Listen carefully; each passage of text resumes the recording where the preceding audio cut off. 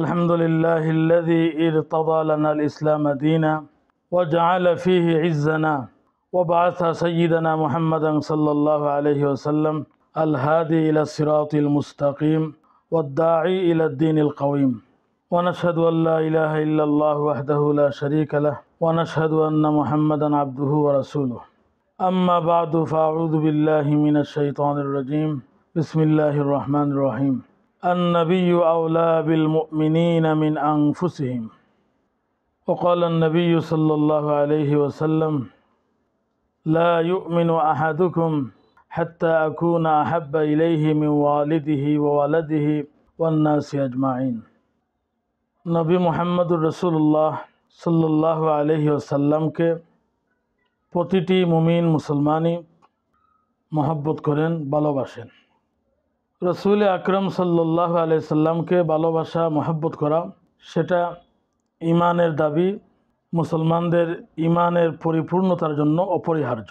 এই জন্য রসুল আকরম সাল্লাল্লাহু আলাইহি ওয়াসাল্লামের সিরাত, তার জীবনচরিতকে জানা মুসলমানদের জন্য অত্যন্ত গুরুত্বপূর্ণ বিষয়। কুরআনুল কারীমে আল্লাহ রাব্বুল আলামিন মুহাম্মদুর রাসূলুল্লাহ সাল্লাল্লাহু আলাইহি ওয়াসাল্লামের সাথে উম্মতের সম্পর্ক ঘনিষ্ঠতার বিবরণ দিয়েছেন এই মর্মে, আন-নাবিয়্যু আওলা বিল মুমিনিনা মিন আনফুসিহিম। নবী মুমিন মুসলমানের জন্য তাদের নিজেদের জীবনের চাইতেও বেশি ঘনিষ্ঠ।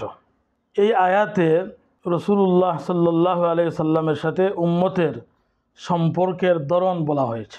এখান থেকেই বোঝা যায় রসুল আকরম সাল্লাল্লাহু আলাইহি ওয়াসাল্লামের সিরাত, তার জীবন ইতিহাস, তার জীবনচরিত একজন মুমিন মুসলমানের জন্য জানা কতটা গুরুত্বপূর্ণ।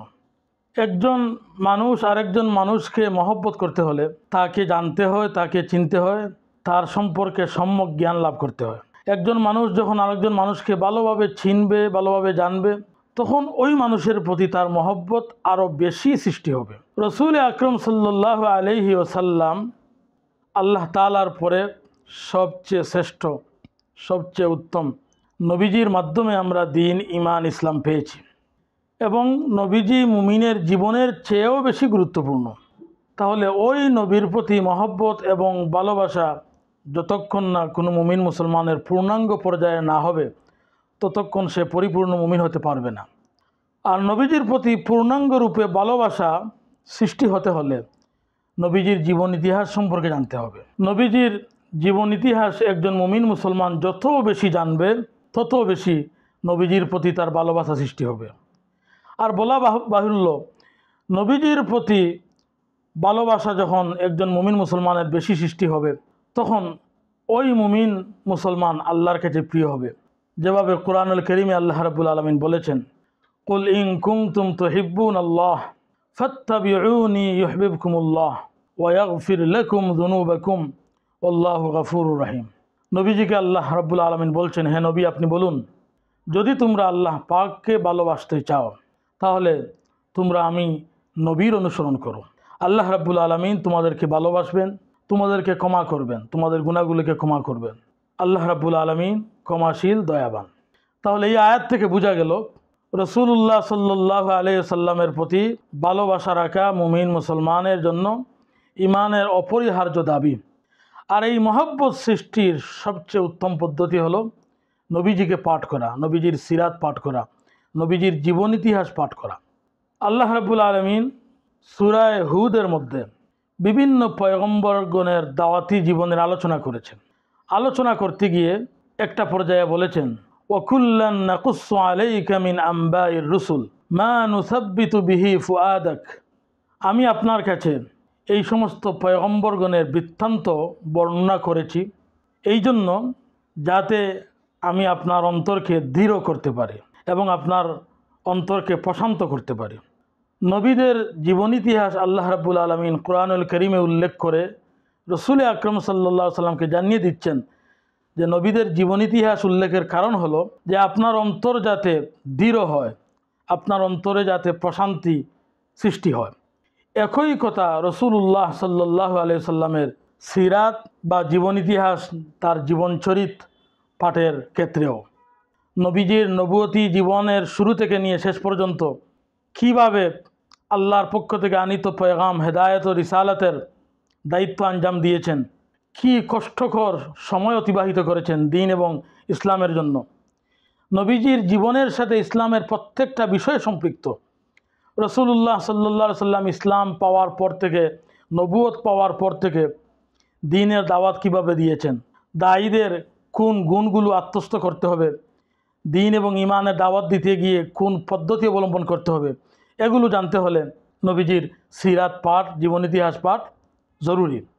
আম্মাজান আয়েশা সিদ্দিকা রাদিয়াল্লাহু তাআলা আনহাকে সাহাবায়ে কেরাম রিদওয়ানুল্লাহি তাআলা আলাইহিম আজমাইন জিজ্ঞাসা করেছিলেন, রসুল্লাহ সাল্লাল্লাহু আলাইহি সাল্লামের চরিত্র মাধুর্য সম্পর্কে আপনি আমাদেরকে একটু জানান। আম্মাজান আয়েশা সিদ্দিকা রাদিয়াল্লাহু তাআলা আনহা বললেন, আপনারা কি কোরআন পড়েন নাই? সাহাবায়ে কেরাম বললেন, জি আম্মাজান, আমরা কোরআন পড়েছি। আম্মাজান আয়েশা বললেন, পবিত্র কুরআনুল কারীমের শুরু থেকে নিয়ে শেষ পর্যন্ত পুরো কুরআনুল কারীমই নবীজির চরিত্র। কানা খুলুকুহুল কুরআন। তাহলে বোঝা গেল রসুল আকরম সাল্লাল্লাহু আলাইহি সাল্লামের পুরো আমলি জীবনটাই কোরআন অনুযায়ী ছিল। তাহলে কোরআন বুঝতে হলে, কোরআনের তাফসির বুঝতে হলে, কোরআনের ব্যাখ্যা বুঝতে হলে রসুল আকরম সাল্লাল্লাহু আলাইহি সাল্লামের সিরাত পাঠের কোনোই বিকল্প নেই। আজকের জঞ্জা বিক্ষুব্ধ এই সময়ে মুসলিম উম্মার উত্থান, আভ্যন্তরীণ জাগরণ, মানবিক বিত্তশুদ্ধি, গোটা পৃথিবীতে ইসলামের প্রচার প্রসার, দ্বীন এবং ইসলামের জন্য ত্যাগ এবং কুরবানি স্বীকার করা, আল্লাহর রাস্তায় নিজের সর্বস্ব বিলীন করা, এই কাজগুলো করতে হলে, ইসলামকে বিশ্ববিজয়ী রূপে প্রতিষ্ঠিত করতে হলে অবশ্যই আপনাকে রসুলুল্লাহ সাল্লাল্লাহু আলাইহি ওয়াসাল্লামের পুরো সিরাতকে পাঠ করতে হবে। রসুল আকরম সাল্লাল্লাহু আলাইহি ওয়াসাল্লাম নিজেই বলেছেন, লাকাদ উখিফতু ফিল্লাহি ওয়া মা ইউখাফু আহাদুন ওয়া লাকাদ উযীতু ফিল্লাহি ওয়া মা ইউযা আহাদুন।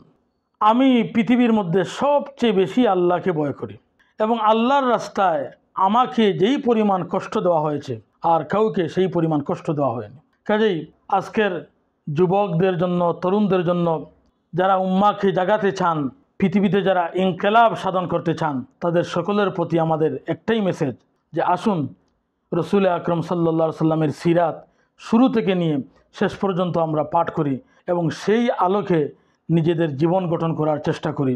আল্লাহ রাব্বুল আলামিন আমাদের সকলকে নবীজির সিরাত সম্পর্কে জানার, নবীজির সিরাতের উপর আমল করার তৌফিক দান করুন। ওয়া আখিরু দাওয়ানা আনিল হামদুলিল্লাহি রাব্বিল আলামিন।